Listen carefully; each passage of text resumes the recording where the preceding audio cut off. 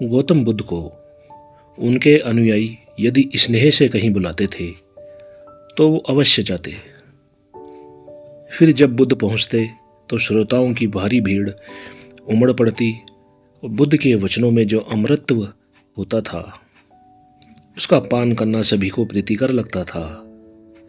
उनके उपदेशों में ऐसा कुछ अवश्य होता था जिससे गंभीर समस्याएं सुलझ जाती और कुछ न कुछ सार्थक भी प्राप्त होता। एक गरीब किसान गौतम बुद्ध का बहुत बड़ा भक्त था। एक दिन वह बुद्ध के पास आया और अपने गांव आने का आग्रह किया। बुद्ध उसके गांव पहुंचे तो सारा गांव उन्हें देखने सुनने के लिए उमड़ पड़ा,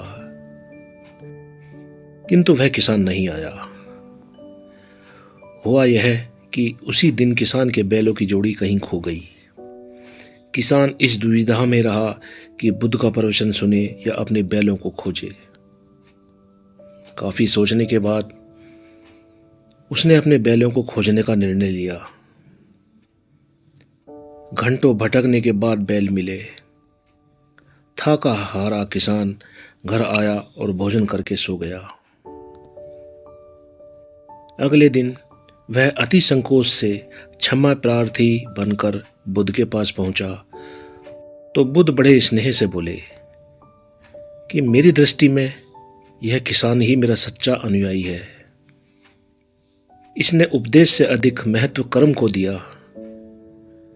यदि यह कल बैलों को न ढूंढते हुए उपदेश सुनता तो मेरी बातें इसकी समझ में नहीं आती, क्योंकि मन बैलों में अटका रहता।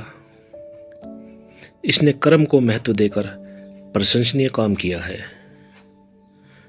सार यह है कि हम जहां जिस भूमिका में हो उसका ईमानदारी से निर्वाह करें।